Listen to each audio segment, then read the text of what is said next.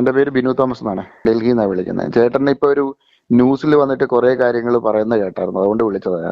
എന്റെ വീടും കൊട്ടാരക്കരയാ ചേട്ടാ. ഈ ചേട്ടൻ ഈ പറയുന്നത് കൊണ്ടുള്ള ചേട്ടന് കിട്ടുന്ന ബെനിഫിറ്റ് എന്താണെന്ന് ചോദിക്കാൻ വിളിച്ചാ. ഞാൻ വഴക്കുണ്ടാക്കാനൊന്നും വിളിച്ചതല്ല. അല്ല, അങ്ങനെ തോന്നാൻ കാരണം എന്താ? നിങ്ങള് ഈ ടിനുവിന്റെ സഭയിലെ ഇല്ല, ഞാന് മെമ്പറോ ലോണോ? ജോർജ് പാസ്റ്റർ എന്റെ അല്ല, ഞങ്ങള് ചർച്ചിലൊന്നും അല്ല. ഞാനും പെന്തക്കോസ്ത് തന്നെയാണ്. ഞങ്ങള് ഒരു നാട്ടുകാരാണ്. എനിക്കും പുള്ളിയെ കുറിച്ച് നേരത്തെയൊക്കെ കുറെ ആവശ്യമില്ലാത്ത ചിന്തകളും കാര്യങ്ങളും, കാരണം ഞാൻ ജനിച്ചു വളർന്നത് തന്നെ പെന്തക്കോസ്തിലാണ്. പുള്ളിയെ കുറിച്ച് നേരത്തെ ഞാനും അവിടെ ജനിച്ചു വളർന്നതായതുകൊണ്ട് പല ആൾക്കാരും പലന്ന് പറഞ്ഞ് ഞാൻ കേട്ടിട്ടുണ്ട്. പക്ഷെ എന്റെ സ്വന്തം എക്സ്പീരിയൻസ് അങ്ങനെയല്ല. കാരണം ഞാൻ പുള്ളിയുടെ അടുത്ത് വിളിച്ചിട്ട് കുറച്ച് പൈസ തരട്ടെ എന്ന് ചോദിച്ചാൽ പുള്ളി വേണ്ടാന്ന് പറഞ്ഞ ആളാണ് എൻ്റെ അടുത്ത്. കാരണം പുള്ളി സപ്പോർട്ട് ചെയ്യാനോ റിജക്ട് ചെയ്യാനോ അല്ല വിളിച്ചത്. ആ പ്രസംഗം മൊത്തം സുനിൽ മാത്യു കേൾക്കാതെയാണ്. അല്ല, ഞാൻ ഒരു കാര്യം ചോദിച്ചോട്ടെ, ബിനു തോമസ് വിശ്വസിക്കുന്നുണ്ടോ യേശു ക്രിസ്തുവാണ് പുള്ളിയോട് സംസാരിച്ചത്? ഞാന് അത് അല്ല, ഞാൻ ചോദിക്കുന്ന പറഞ്ഞിട്ട് ഞാൻ ബിനു തോമസ് പറഞ്ഞതിനെല്ലാം ഞാൻ പറഞ്ഞോളാം. ഈ ടിനു ജോർജിനോട് ക്രിസ്തുവാണ് സംസാരിക്കുന്നതെന്ന് പറഞ്ഞ് എന്റെ മുറിയിൽ വന്ന് ഞാൻ എഴുതിയെടുത്താന്ന് ആദ്യമേ പറഞ്ഞു. പിന്നീട് പറഞ്ഞു ഞാൻ റെക്കോർഡ് ചെയ്ത ഫോൺ സംഭാഷണമാണ്, നിങ്ങൾ കേട്ടോളൂ എന്ന് പറയുന്നു. ഇദ്ദേഹത്തെ സംബന്ധിച്ചുള്ള ഇത് ക്രിസ്തുവിന്റെ സംഭാഷണമാണോ? ക്രിസ്തു ഇങ്ങനെ പറയുവോ? രണ്ട്, നിങ്ങളുടെ പ്രോസ്പെരിറ്റി ഞാൻ ക്യാൻസൽ ചെയ്യുമെന്ന്. ഞാൻ പറഞ്ഞാൽ ക്യാൻസർ മാറും, ഞാൻ പറഞ്ഞാൽ വിസ വരും, ഞാൻ അപ്പോസ്തോലനാണ്. ഇത് സത്യമാണോ? പുള്ളി പറഞ്ഞത് എങ്ങനെയാണോ അത് എന്താന്നുള്ളത് ഞാൻ അതിനെക്കുറിച്ച് ശരിയോ തെറ്റോ എന്ന് പറയാൻ ഫസ്റ്റ് ഓഫ് ഓൾ ആളല്ല. പാസ്റ്റർ ആദ്യം പറഞ്ഞത്, ഈ പുള്ളി എന്നെക്കാളും ഇളയതാണ്. പുള്ളിയുടെ ചേട്ടൻ ഉൾപ്പെടെ എൻ്റെ കൂടെ പഠിച്ചതാണ്. ഞങ്ങൾ അയലോക്കക്കാരാണ്. ഞങ്ങള് ഒരേ ചർച്ചിലായിരുന്നു. പുള്ളി മർത്തോമയായിരുന്നു, ഞാനും മർത്തോമയായിരുന്നു. ഇതെല്ലാം വെച്ചിട്ട് ഞാൻ പറഞ്ഞത്, എന്തുവായിക്കോട്ടെ, ഞാൻ ചോദിക്കുന്നത് ബി സ്പെസിഫിക്. ഞാൻ ഈ പറഞ്ഞതിന്റെ ചോദ്യങ്ങളിലേക്ക് മറുപടി പറയാം. അത് യേശുക്രിസ്തു പുള്ളിയുടെ അടുത്ത് സംസാരിച്ച് പുള്ളി റെക്കോർഡ് ചെയ്തതാണെന്നോ?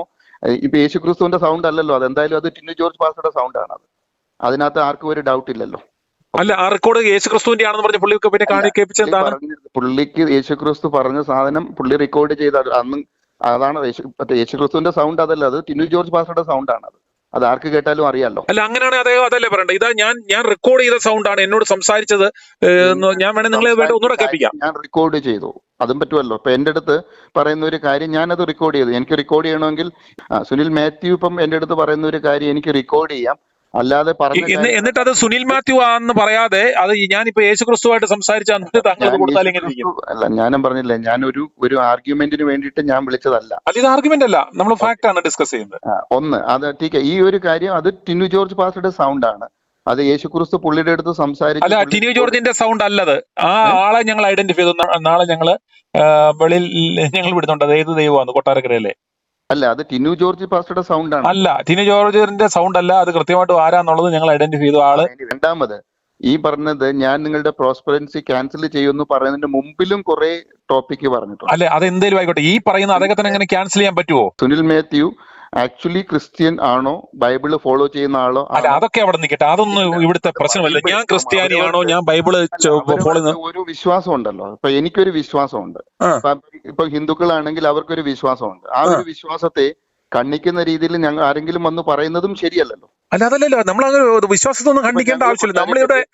നമ്മൾ അതിലേക്കൊക്കെ കാട് കയറി എന്തിനാ പോകുന്നത്? നമ്മൾ ഈ വിഷയവുമായിട്ട് ബന്ധപ്പെട്ട് ഞാൻ ചോദിച്ചത് ഇത്രയും. എനിക്ക് ആൻസർ കിട്ടുന്നില്ല. നമ്മുടെ കേക്ക് ഇപ്പൊ കൊട്ടാരക്കര ഞങ്ങളുടെ കുറെ ഹിന്ദു ഫ്രണ്ട്സ് ഉണ്ട്, മുസ്ലിം ഫ്രണ്ട്സ് ഉണ്ട്, ക്രിസ്ത്യൻ ഫ്രണ്ട്സ് ഉണ്ട്. അവിടെ പല ആൾക്കാരും പറയും ഗണപതി അമ്പലത്തിൽ പോയി ഉണ്ണിയപ്പം വാർത്തു കഴിഞ്ഞാൽ ക്രിക്കറ്റ് ജയിക്കും, അത് ജയിക്കും, ഇത് ജയിക്കും, തേങ്ങ ഉടച്ച ജയിക്കും എന്ന് പലതും. ഇപ്പൊ നമ്മള് ഒരാളെ കുറിച്ച് പറയുമ്പം പുള്ളി പറഞ്ഞത് എന്തോ ആയിക്കോട്ടെ, അതേപോലെ എന്തെല്ലാം ആൾക്കാർ എന്തെല്ലാം രീതി പറയുന്നുണ്ട്. അതല്ലല്ലോ ഇവിടുത്തെ വിഷയം. നമ്മളിപ്പോ ഇദ്ദേഹത്തെ കുറിച്ച് സംസാരിക്കില്ല. അങ്ങനെ ഈ നാട്ടിൽ എന്തൊക്കെ സംഭവിക്കുന്നുണ്ടാവും? ഞാൻ പറഞ്ഞില്ല, അതിനകത്ത് ബൈബിള് അറിയാമെങ്കിൽ ബൈബിളിനകത്ത് കുറച്ച് ഇത് ബൈബിള് വിശ്വസിക്കുന്നുണ്ടെങ്കിൽ ബൈബിളിനകത്ത് എന്തോ അല്ല, ബൈബിളുമായിട്ടും ഇദ്ദേഹം പറഞ്ഞതുമായിട്ടുള്ള നിങ്ങൾ ഏത് വചനത്തില് കാര്യങ്ങൾ ബൈബിള് അല്ല, വേറെ പുസ്തകത്തിലെ ഏതെങ്കിലും സുവിശേഷങ്ങൾ ഇദ്ദേഹം ഈ പറഞ്ഞുമായിട്ട് ബന്ധപ്പെട്ട ഒരു കാര്യം അതിനകത്ത് പുള്ളി പറയുന്നുണ്ടല്ലോ.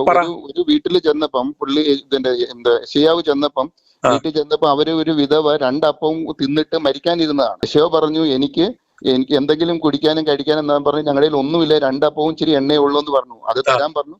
അത് അവർക്ക് കൊടുത്തപ്പോഴത്തേക്ക് ആ ബൈബിളിൽ പറയുന്ന അല്ല, അവന് ആ ഉപമ ആ എക്സാമ്പിൾ പറഞ്ഞിട്ട് ഇവൻ എന്തിനാ ഈ വിശ്വാസികളുടെ ഈ അപ്പോസ്തോലിന് എന്തിനാ ഈ പാവപ്പെട്ട മനുഷ്യന്റെ തെണ്ടുന്നത്? എക്സ്ക്യൂസ് മീ, ഈ അവൻ എന്നാണ്. കാരണം നമ്മൾ ഒരാളെ കുറിച്ച് സംസാരിക്കും. അല്ല, ഈ ടിനു ജോർജ് എന്ന് പറഞ്ഞവൻ അവൻ ദൈവമാണെന്ന് ഞാൻ വിശ്വസിക്കുന്നില്ല. പുള്ളി അങ്ങനെ പറഞ്ഞില്ലല്ലോ. അവൻ അപ്പോസ്തോൽ, അവൻ എവിടുത്തെ അപ്പോസ്തോലിനാ താങ്കൾ വിശ്വസിക്കുന്നുണ്ടോ? ഇവൻ അപ്പോസ്തോലിനാണോ? കയറിയിരുന്ന് ഇഷ്ടംപോലെ കാര്യങ്ങൾ പറയുന്നുണ്ട്. അത് ശരിയാണോ സഹോദര? ഇവൻ അപ്പോസ്തോലിനാ താങ്കൾ കരുതുന്നുണ്ടോ?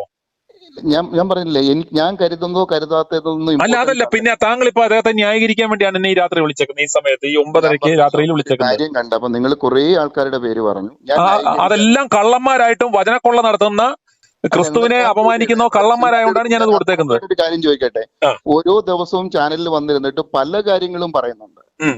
തെറ്റുകൾ, ഇഷ്ടംപോലെ തെറ്റുകൾ, നമുക്ക് ഒരിക്കലും വിശ്വസിക്കാൻ അല്ല, പറ്റാത്ത അതെല്ലാം തെറ്റുകൾ. മാനുഷികവും അവര് മനുഷ്യരാണെന്നും അവരുടെ ഐഡന്റിറ്റിയിലുമാണെന്ന് പറയുന്നത്. ഇത് പ്രവാചകനാണെന്നോ ക്രിസ്തുവിന്റെ വലതുഭാഗത്തിരിക്കുന്നവനാണെന്നും പറഞ്ഞല്ല അവർ പറയുന്നത്. അവരിപ്പോ ഒരു മനുഷ്യരായിട്ട് ഞാൻ വിളിച്ചത് അവരവരുടേതായ ഇത്രയേ ഉള്ളൂ. കർമ്മമണ്ഡലത്തിൽ അവരുടെ ഐഡന്റിറ്റി തെളിച്ചവർ പറയുന്നത്. ഞാൻ പറഞ്ഞില്ല, ഇത്രയും നേരം സംസാരിക്കുമ്പോഴും ഇനി സംസാരിക്കുമ്പോഴും സുനിൽ ഇനി എന്നെ എത്ര പ്രകോപിപ്പിച്ചാലും എന്റെ വായിന്ന് തെറ്റായിട്ടുള്ള ഒരു വാക്ക് വരത്തില്ല. അതല്ലെന്ന്, അതിന്റെ അല്ലല്ലോ പറഞ്ഞത്. നമ്മുടെ ഈ സബ്ജക്റ്റിലേക്ക് വരിക. താങ്കൾ വിശ്വസിക്കുന്നുണ്ടോ ഇവൻ പ്രവാചകനാണെന്ന് വിശ്വസിക്കുന്നുണ്ടോ? ഞാൻ പറഞ്ഞില്ലേ, പ്രവാചകനാണെന്ന് ഞാൻ വിശ്വസിക്കേണ്ട ആവശ്യമില്ലല്ലോ. ഞാൻ എന്റെ എക്സാമ്പിൾ വെച്ചിട്ട് ഞാൻ പറഞ്ഞില്ല. ഞാൻ ഒരു ദിവസം പുള്ളിയെ വിളിച്ചിട്ട് ഞാൻ പറഞ്ഞു, ഞാൻ നല്ല രീതിയിൽ ബിസിനസ് ചെയ്യുന്ന ഒരാളാണ്, എന്റെ IT ബിസിനസ് ആണ്, ഞാൻ നല്ല കോടികളിൽ ബിസിനസ് ചെയ്തുകൊണ്ടിരുന്ന ഒരാളാണ്. അന്നേരം എനിക്ക് പെട്ടെന്ന് തോന്നി പുള്ളിക്ക് എന്തെങ്കിലും കൊടുക്കണമെന്ന് വിചാരിച്ചിട്ട് പുള്ളിയുടെ നമ്പർ എടുത്ത് ഞാൻ പുള്ളിയെ വിളിച്ചു. ഞാൻ പറഞ്ഞു, ഇപ്പൊ താങ്കളും ബിസിനസ്മാൻ അല്ലേ? ഇപ്പൊ എന്റെ അടുത്ത് ചില കാര്യങ്ങൾ, ഇപ്പൊ ഞാനും ഇപ്പൊ എന്റെ അടുത്തും, ഇപ്പൊ നമ്മളെ സംബന്ധിച്ചോളം നമ്മളും ബിസിനസ് മെന്റാലിറ്റിയോട് ചിന്തിക്കുമ്പം ചില ആളുകളുടെ കയ്യിൽ നിന്നും നമ്മൾ ചില തന്ത്രപൂർവ്വം ഇപ്പൊ വേണ്ട എന്ന് പറഞ്ഞാലും വളരെ കണ്ണിങ് ആയിട്ട് അവന്റെ കയ്യിൽ നിന്ന് അതിന്റെ 4 ഇരട്ടി നമുക്ക് ഉണ്ടാക്കാം അല്ലെങ്കിൽ മേടിക്കാം എന്നുള്ള ചില കാൽക്കുലേഷൻസും ബിസിനസ്സിനകത്ത് ഒരു ബിസിനസ് വേ ഓഫ് തിങ്കിങ്ങിൽ ഉണ്ടോ ഇല്ലയോ? ഇത്രയും ഗോഡ്ലി മാൻമാരും ദൈവത്തിന് അടുത്ത് നിൽക്കുന്നവരും പ്രവാചകന്മാരും ഒക്കെ ആയിട്ടും എന്തിനാണ് ഈ വിശ്വാസികളുടെ പണം തെണ്ടുന്നത്? അതല്ലാതെ ദൈവത്തിന് തെണ്ടിപ്പിരിച്ചല്ലാതെ ദൈവത്തിന് ആലയം ഉണ്ടാക്കാനായിട്ടുള്ള മാർഗം എന്തുകൊണ്ട് ഈ പ്രവാചകൻ ഉണ്ടാകുന്നില്ല? ഈ അവിടെ വന്നിരിക്കുന്നവരെല്ലാം നോക്കി, അത്താഴ പട്ടിണിക്കാരന്മാരും രോഗപീഠകളുള്ളവരും ദാരിദ്ര്യമുള്ളവരും ഏതെങ്കിലും ഒരു കംഫർട്ട് സോണിലുള്ളവരാണോ? അല്ല. അവര് വന്ന് എന്തെങ്കിലും ഒരു നേട്ടം ഉണ്ടാകുന്ന അവനെ തെണ്ടിപ്പിരിഞ്ഞിട്ട് ഇവൻ ഈ ആലയം ഉണ്ടാക്കുന്ന ആർക്ക് വേണ്ടിയാ? ഇയാളുടെ ഈ ആലയം ആരുടെ പേരിലാ? പറ സഹോദരൻ, നിങ്ങൾ കൊട്ടാരക്കാരല്ലേ, ഇത് ആരുടെ പേരിലാണ് ആലയം? എനിക്കറിയില്ല. ഞാൻ പറഞ്ഞില്ല, എനിക്കറിയാം. അവന്റെ കുടുംബാംഗങ്ങളുടെ പേരിലുള്ള ട്രസ്റ്റിന്റെ പേരിലാണ്. അറിയാമോ അത്? അന്നേരം ഇത് അമ്പലവും പള്ളി ഇതെല്ലാം അതുപോലെ തന്നെ അല്ലേ? അല്ലല്ലോ, അല്ല. അതിനൊക്കെയാണ് ഒരു അമ്പലത്തിന്റെ ഒരു അമ്പല കമ്മിറ്റിയിലും ഇല്ലേ? ഇതിനും അതെല്ലാം ഉണ്ടെന്നേ. എന്തുണ്ടെന്ന്? ഇത് ടിനുവിന്റെ നിങ്ങൾ കണ്ടുപിടിക്കേണ്ടത് ഈ ചർച്ച ആരുടെ പേരിലാണ്? അവിടുത്തെ വിശ്വാസികളുടെ പേരിലാണോ? ഈ സാധനങ്ങളുടെ ഉടമസ്ഥാവകാശം എന്ന് പറയുന്ന ട്രസ്റ്റ് മെമ്പേഴ്സ് ആരാണ്? ഞാനൊരു കാര്യം ചോദിക്കട്ടെ, നമ്മള് ഒരാളെ, എന്റെ ഒരു പേഴ്സണൽ ക്വസ്റ്റ്യൻ ആണ്. നമ്മുടെ നാട്ടില് ഞാൻ ഇപ്പം വന്നല്ല, ഞാൻ ഇങ്ങോട്ട് ഡൽഹിയിൽ കേരളത്തിൽ നിന്ന് ഇങ്ങോട്ട് വന്നു. അന്നേരം വന്ന വഴിക്ക് ഞാനൊരു ഫോറിനറെ കണ്ടു. അവര് പറയുവാണ്, ഈ കേരളത്തിലെ കൊട്ടാരക്കരയിലും അല്ലെങ്കിൽ അവിടെ പരിസര പ്രദേശത്തും സ്ട്രീറ്റ് ഡോഗ്സ് ഇഷ്ടം പോലെ കിടക്കുന്നു. അതിന് ഒരു നേരത്തെ ആഹാരം കൊടുക്കാൻ അല്ലെങ്കിൽ പല ആൾക്കാരും ട്രൈ ചെയ്യാറ് പോലും ഇല്ല. ചില ആൾക്കാർ അതിനെ കല്ലെടുത്തെറിയും, ചില ആൾക്കാർ അതിന്റെ മേളിൽ വണ്ടി കയറ്റും. അന്നേരം അതിനെ ശരിയെന്ന് പറയുന്ന ആൾക്കാരും ഉണ്ട്, തെറ്റെന്ന് അല്ല. ഞാൻ ഇതിനെ കൊണ്ട് പറയാം, ഇങ്ങനെ സ്ട്രീറ്റ് ഡോഗിന് ഭക്ഷണം കൊടുക്കാനെന്ന് പറഞ്ഞാൽ എന്റെ ഈ പോക്കറ്റിൽ പൈസ കിടപ്പുണ്ട്, ഞാൻ അത് എടുക്കത്തില്ല. എന്റെ കയ്യിൽ കോടിയുണ്ട്, എന്നിട്ട് ഞാൻ സ്ട്രീറ്റ് ഡോഗിന് ഭക്ഷണം കൊടുക്കാനെന്ന് പറഞ്ഞ് ഞാൻ പബ്ലിസൈസ് ചെയ്ത് അത് വലിയ ചാരിറ്റി ആണെന്നും ഒക്കെ പറഞ്ഞിട്ട് എന്റെ പോക്കറ്റിലെ പൈസ എടുക്കാതെ ഞാൻ നാട്ടുകാരുടെ തെണ്ടി പിരിച്ച് ഞാനൊരു 10 ലക്ഷം രൂപ ഈ പ്രോജക്റ്റിന് വേണ്ടി ഞാൻ ഉണ്ടാക്കി. എന്നിട്ട് 9 ലക്ഷവും എന്റെ ഭാര്യയുടെയും എന്റെ മക്കളുടെയും പേരിൽ ഉള്ള ട്രസ്റ്റിലേക്ക് ഞാൻ ഇട്ടിട്ട് ബാക്കിയുള്ള പൈസക്ക് സ്ട്രീറ്റ് ഡോഗിന് എച്ചിൽ മേടിച്ചു കൊടുത്തു. ഇങ്ങനെയും ചെയ്യുന്നവരുണ്ട്. അതിനെയാണ് നമ്മൾ പറയുന്നത്. ഇപ്പം എനിക്ക് ശരിയെന്ന് തോന്നുന്ന ഒരു കാര്യം ചെയ്യുന്നത് അത് ചിലപ്പോൾ തെറ്റായിരിക്കും. മറ്റുള്ളവരുടെ കാഴ്ചപ്പാടുകൾ നോക്കുക. അതെ, താങ്കൾ പറഞ്ഞാണ് ശരി. താങ്കൾക്ക് ചിലപ്പോൾ ശരിയാന്ന് തോന്നുന്നത് തെറ്റായിരിക്കും. ഞാൻ പറയില്ലേ, എന്റെ ലൈഫില് ഇപ്പൊ പല ആൾക്കാരും പറയും, ഞാൻ ഇഷ്ടം പോലെ ആൾക്കാർക്ക് കുറെ പൈസ കൊടുത്തിട്ടുണ്ട്, ഇഷ്ടം പോലെ. അവര് ഈ കൊടുത്തവരാരും എനിക്ക് തിരിച്ചു തന്നിട്ടും ഇല്ല. ചെരുപ്പം വിളിക്കുമ്പോൾ ഫോൺ എടുക്കാറുമില്ല. എന്റെ അടുത്ത് പറയുന്നത്, എന്തിനാ നീ ആവശ്യമില്ലാതെ ആൾക്കാർക്ക് പൈസ കൊടുക്കുന്നത്? ഞാൻ പറഞ്ഞു, അവരുടെ അടുത്ത് ചോദിച്ചൊരു ചോദ്യം ഇത്രയേ ഉള്ളൂ. ഇപ്പൊ ഒരാള് ചിലപ്പോ ഒരു ബുദ്ധിമുട്ട്, ഇതിനകത്ത് നിങ്ങളുടെ ജനറോസിറ്റിയോ നിങ്ങളുടെ വേ ഓഫ് തിങ്കിങ്ങും ചാരിറ്റി ഒന്നും നമുക്ക് ഡിസ്കസ് ചെയ്യേണ്ട കാര്യങ്ങളല്ല. എനിക്കറിയേണ്ട ഒരു ആവശ്യവുമില്ല. നമ്മുടെ സബ്ജക്ട് എന്ന് പറയുന്നത് ടിനു ആണ്. അല്ല, ഇപ്പൊ ഞാൻ പറഞ്ഞു, ഈ ഗോസ്പൽ കൊള്ളക്കാരൻ, വചനക്കൊള്ളക്കാരൻ എന്ന് പറയുന്ന ആത്മീയ കുറുവാസം കൊള്ളക്കാരൊന്നുമല്ല. എന്റെ എക്സ്പീരിയൻസ് പറയാം സുനിലെ. ഞാൻ പറഞ്ഞില്ല, എനിക്ക് അതിനകത്ത് കേൾക്കേണ്ട ഇതുപോലെ ഇവനെ വെള്ള പൂശാൻ ഒത്തിരി പേരെന്നെ വിളിക്കുന്നുണ്ട്. എനിക്കത് കേൾക്കാൻ താല്പര്യമില്ല. എന്തിന്? ഇവൻ അവന്മാർ പറയും ഇവൻ പരിശുദ്ധ, ഇവൻ കള്ളൻ, ഇവൻ കൊള്ളക്കാരൻ, ഇവന് ഈ പാവപ്പെട്ട വിശ്വാസികളെ ക്രിസ്തുവിന്റെ പേരിൽ വഞ്ചിച്ച് ഇവൻ പ്രവാചകനാണെന്ന് പറഞ്ഞിട്ട് ഇവന്റെ വിശ്വസിക്കുന്നുണ്ടോ? എന്താ?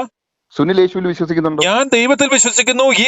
ഈ കള്ളനും യേശു ക്രിസ്തു തമ്മിലുള്ള ബന്ധം എന്ത്? വിശ്വസിക്കുന്നുണ്ടല്ലോ. ഞാൻ ദൈവത്തിൽ വിശ്വസിക്കുന്നുണ്ട്. ഞാൻ വിശുദ്ധ വേദപുസ്തകത്തിൽ വായിക്കുന്നുണ്ട്. ഞാൻ വചനം വായിക്കാറുണ്ട്. യേശു ക്രിസ്തു, ഈ കള്ളനും ക്രിസ്തുവും തമ്മിലുള്ള ബന്ധം എന്താണെന്ന് ഞാൻ ചോദിക്കുന്നത്. ഒരു സെക്കൻഡ്, ഞാൻ അതിനകത്തെ കുറിച്ച് ഞാൻ അതിനോട്ട് വരുന്നില്ല. ഞാൻ പറഞ്ഞ ഒരൊറ്റ ചോദ്യമേ ഉള്ളൂ. ഇപ്പൊ ഞാൻ പറയുവാണ് ഞാൻ യേശുക്രിസ്തു ആണെന്ന് പറയുന്നു, സുനിൽ അത് വിശ്വസിക്കുന്നില്ല. ഓക്കെ, സുനിൽ ബൈബിളിൽ വിശ്വസിക്കുന്നുണ്ട്. ഞാൻ വിശുദ്ധ വേദപുസ്തകം ക്രിസ്തുവിനെ അറിയാവുന്ന ഞാൻ എങ്ങനെ ഈ കള്ളൻ ഈ ക്രിസ്തു പറയുന്നുണ്ട് ഈ അന്ത്യകാലത്തിൽ ഇതുമാതിരിയുള്ള സാധനങ്ങളും വയറ്റിപ്പഴുപ്പുകളും വരുമെന്ന് ക്രിസ്തുവായിട്ടും പറഞ്ഞിട്ടുണ്ട്. ഈ അന്ത്യകാലത്ത് അന്ത്യക്രിസ്തു വരും. അന്നേരം ഇവരെ സംബന്ധിച്ചിടത്തോളം ഇത് അന്നേരം ഇത് ക്രിസ്തു തന്നെ പറഞ്ഞിട്ടുള്ള കാര്യമാണ്. അന്നേരം അത് എന്റെ ഒരു ഫ്രണ്ട് സിബി മാർക്കോസിന്റെ സൗണ്ട് മാതിരി എനിക്ക് തോന്നുന്നു കേട്ടോ. ആർക്കാ? ഫ്രണ്ട് ഇവിടെ ഡൽഹിയിലുള്ളതാണ് പുള്ളി. ഇതേപോലെയൊക്കെ പല സമയത്ത് സംസാരിക്കാറുണ്ട്. ഓക്കെ, ഞാൻ പറഞ്ഞു വന്നത്, ഇപ്പം ഞാൻ എന്ത് പറയുന്നത് അത് എന്റെ നിലനിൽപ്പായിരിക്കാം. നിങ്ങളത് എന്തും മനസ്സിലാക്കുന്നു. ഇപ്പൊ ദൈവത്തിൽ നിങ്ങൾക്ക് വിശ്വാസം ഉണ്ടെങ്കിൽ ദൈവം തീരുമാനിക്കട്ടെ. നമ്മൾ അതെങ്ങനെ നമ്മളെ സംബന്ധിച്ചിടത്തോളം ദൈവം വഷളനെ നിന്നിനെ നിന്നണോന്നാണ് കർത്താവ് പഠിപ്പിച്ചേക്കുന്നത്. ഈ പുറം മാത്രം വെളിപ്പാക്കിയ കിണ്ടികണ്ഠങ്ങൾ ഇവന്മാരെ എന്ന് പറഞ്ഞാൽ ക്രിസ്തു ഇത്തരത്തിലുള്ള കള്ളന്മാർക്കിട്ട് പ്രതികരിച്ചത് കൊണ്ടാണ് 33-ാമത്തെ വയസ്സിൽ ക്രൂശിൽ തറക്കപ്പെട്ടത്. ആത്മീയ കൊള്ളക്കാരന്മാര്. മാത്യു അതിനെ ന്യായീകരിക്കുന്ന സുനിൽ മാത്യുവിന്റെ ആ ഒരു പ്രൊഫൈലായിട്ടാണോ ഈ കള്ളന്മാരെ? തീർച്ചയായിട്ടും ഇത്തരത്തിലുള്ള വഴിതെറ്റിക്കുന്ന വിശ്വാസികളെ വഴിതെറ്റിക്കുന്ന ക്രിസ്തുവിന്റെ മാർഗം മുടക്കി നിൽക്കുന്ന ഇത്തരത്തിലുള്ള സാത്താന്മാര് ഇവനൊക്കെ പൈശാചിക ശക്തികളാണ്. ഇവനൊക്കെ ക്രിസ്തുവായിട്ട് യാതൊരു ബന്ധവുമില്ല. ക്രിസ്തുവിന്റെ വേഷം പറഞ്ഞ് ക്രിസ്തുവിന്റെ നാമം വ്രത ഉപയോഗിച്ചുകൊണ്ട് ഇറങ്ങിയേക്കുന്ന കള്ള പരീക്ഷകളാണ് ഇവന്മാരെ വലിച്ച് കീറുക എന്നുള്ളത് നമ്മുടെ ആവശ്യമല്ല. ഇതെല്ലാം ദൈവത്തിന്റെ ഇവന്റെ വായിൽ അങ്ങനെ ഒരു സാധനം വരിക എന്ന് പറഞ്ഞാൽ ഇവനൊരു കളയാണ്, ഇവനെ പറിച്ചു കളയണം എന്നുള്ളതിന്റെ ദൃഷ്ടാന്തമാണ് ഇവന്റെ വായിലൂടെ വന്നത്. അങ്ങനെയാണെങ്കിൽ അത് ദൈവം തന്നെ നടത്തത്തില്ലേ? ദൈവം വന്ന് നേരെ നടത്തുകയാണല്ലോ. ദൈവം ഓരോരുത്തരിലൂടെ കാലാകാലങ്ങളിലായി ഓരോ വ്യക്തികളിലൂടെയാണ് ദൈവം അത് എക്സിക്യൂട്ട് ചെയ്യുന്നത്. You said it right. അതാണ് ഞാൻ ഇപ്പൊ നിങ്ങളുടെ വായിന്ന് തന്നെ ഇപ്പം വീണു. പക്ഷെ ഈ കള്ളനും അതുമായിട്ട് യാതൊരു ബന്ധമില്ല. ഇവൻ ഈ വചനത്തിന്റെ പേരിൽ വിശ്വാസികളുടെ സ്തോത്രകാഴ്ച വെട്ടി വിഴുങ്ങുന്ന, വിശ്വാസികളുടെ ദശാംശം പറ്റി വിഴുങ്ങിയിട്ട് നടക്കുന്ന ഈ കള്ള റാസ്കലിന് എങ്ങനെ ദൈവത്തെ അറിയാൻ പറ്റും, ക്രിസ്തുവിനെ അറിയാൻ പറ്റും? ഇവന് ദൈവത്തിന്റെ പേര് ഉച്ചരിക്കാനുള്ള യോഗ്യത ഉണ്ടോ ഈ കള്ളന്? സ്വന്തമായിട്ട് ഇറങ്ങി വന്ന് ചെയ്യത്തില്ലല്ലോ എന്ന് ചോദിച്ചല്ലോ. അതിനു വേണ്ടിയിട്ടാണല്ലോ ഇപ്പൊ സുനിൽ മാത്യുവിനെ ദൈവം അല്ലെങ്കിൽ എന്നൊന്നും ഞാൻ പറയുന്നില്ല. സംതിങ് ലൈക്ക് അങ്ങനെയല്ലേ പറഞ്ഞത്? അത് ആരെങ്കിലും ഒക്കെ ആകാം, ഞാനതൊന്നും ഞാൻ ക്ലെയിം ചെയ്യുന്നില്ല. അല്ല, ഇതേപോലെ നമുക്കൊരു ചർച്ച് വേണമെങ്കിൽ അത് ദൈവം എവിടെ ചർച്ച്? ക്രിസ്തു എവിടെ ചർച്ച ഉണ്ടാക്കാനായിട്ട് നിങ്ങൾ വിശുദ്ധ വേദപുസ്തകത്തിൽ പറയുന്നത് പറഞ്ഞ്? ക്രിസ്തു എവിടെ? ക്രിസ്തു ഉണ്ടാക്കിയ ദേവാലയങ്ങളെല്ലാം ശലോമോന്റെ ദേവാലയം ഏറ്റവും മനോഹരമായ ഏറ്റവും ശ്രേഷ്ഠമായ ശലോമോന്റെ ദേവാലയത്തിന് എന്ത് സംഭവിച്ചു? അതെ തന്നെ യെരുശലേം ദേവാലയത്തിന് എന്ത് സംഭവിച്ചു? കല്ലിന്മേൽ കല്ല് ശേഷിക്കാതെ തകർക്കപ്പെടുമെന്ന് പറഞ്ഞ് ഇന്നും ലോകത്തിന് ദൃഷ്ടാന്തമായി കിടക്കുന്നു. അല്ല, ഞാൻ ചോദിക്കട്ടെ, നിന്നെ പോലെ നിന്റെ അയൽക്കാരനെ സ്നേഹിക്കാൻ യേശുക്രിസ്തു പറഞ്ഞു. എന്നിട്ട് അയൽക്കാരനെ സ്നേഹിച്ചിട്ട് നിന്റെ ദശാംശം നീ സ്വോത്രകാഴ്ചയിട്, ഞാൻ നിന്നെ ശപിച്ച് ഭസ്മമായി കളയും, നീ പള്ളിക്ക് തന്നില്ല എന്നൊക്കെ പറയുവോ? അത് മൊത്തം കേൾക്കുമ്പോ നിങ്ങക്ക് മനസ്സിലാവും. അല്ല, ഇവൻ സാത്താനാണ്. ഇവനെ ഭൂമിക്ക് മേളിൽ വെക്കാൻ പാടില്ലെന്നുള്ളതാണ് ക്രിസ്തുവിന്റെ തീരുമാനം. ദൈവത്തിന്റെ ഉത്തരവാദിത്വമല്ലേ സാത്താനെ നശിപ്പിക്കുക എന്നുള്ളത്? അന്നേരം ഈ സാത്താനെ പൊതുജനങ്ങളുടെ മധ്യത്തിൽ ഇതുപോലെ ഇവനെ തിളച്ച എണ്ണയ്ക്കകത്ത് ഇടുന്നതിനേക്കാളും വലിയ ശിക്ഷയല്ലേ ദൈവം ഇപ്പൊ കൊടുക്കുന്നത്? അല്ലെ, ഇവൻ കള്ളനാന്ന്. ഇവൻ ഈ ഉണ്ടാക്കിയ കോടികളും ഇവന്റെ കുടുംബത്തെ റോഡിൽ ഇറങ്ങുമ്പോ ആളുകൾ ഇനി കൂവത്തില്ലേ? ഇവൻ എവിടുത്തെ അപ്പോസ്തലൻ ഞാൻ ചോദിക്കത്തില്ലേ? നാട്ടിൽ നിന്ന് ഇവിടെ വന്നിട്ട് ഡൽഹി ഇവിടെ വന്നിട്ട് ഇവിടെ തിരിച്ച് നാട്ടിൽ വന്നൊരു വീട് വെച്ചു. എന്റെ അയൽവക്കക്കാർ ആദ്യം ചോദിച്ച ചോദ്യം ഇവനെന്തോ കള്ളക്കടത്താണോ? അപ്പൊ നിങ്ങളെ സംബന്ധിച്ചിടത്തോളം നിങ്ങൾ ചിലപ്പോൾ ചോദിക്കാം, ഇവൻ ദൈവത്തിന്റെ പേരിൽ പച്ചയ്ക്ക് വചനക്കച്ചവടം നടത്തുന്ന ഇവന് ക്രിസ്തുവിനെ വിറ്റ് തിന്നാൻ നടക്കുന്ന ഈ കള്ളൻ. ഞാൻ നിങ്ങളുടെ അടുത്ത് വഴക്കുണ്ടാക്കാൻ വിളിച്ച ഒരാളല്ല. അല്ല, നിങ്ങൾ ഇവനെ ന്യായീകരിക്കാന്ന് പറയുമ്പോഴത്തേക്ക് ഞാൻ പറഞ്ഞില്ലേ, ഇപ്പൊ അന്നേരം നിങ്ങൾ എന്തുമാത്രം ഇവനെ പരിശുദ്ധനാണെന്ന് കരുതുന്നെങ്കിൽ നിങ്ങൾ എത്രത്തോളം നിങ്ങളുടെ ലെവൽ എന്തായിരിക്കും ഞാൻ ആലോചിക്കുന്നത്. അല്ല, ഞാൻ ഇത്ര മാത്രമേ ഞാൻ പറയുന്നുള്ളൂ. ഇപ്പൊ ഈ ബൈബിള് വിശ്വസിക്കുന്നുണ്ടെങ്കിൽ ബൈബിള് പ്രചരിപ്പിക്കുന്നതും ബൈബിൾ പ്രചരിപ്പിക്കുന്നതിന് എന്തിന് ഈ കള്ളന്റെ ആവശ്യം? വിശുദ്ധ വേദപുസ്തകം എന്ന് പറയുന്നത് ഏത് തിയോളജിയനാണ് എഴുതിയത്? ഏത് പാസ്റ്ററാണ്? ഏത് ബൈബിൾ സ്കൂളിൽ പഠിച്ചവനാണ് എഴുതിയത്?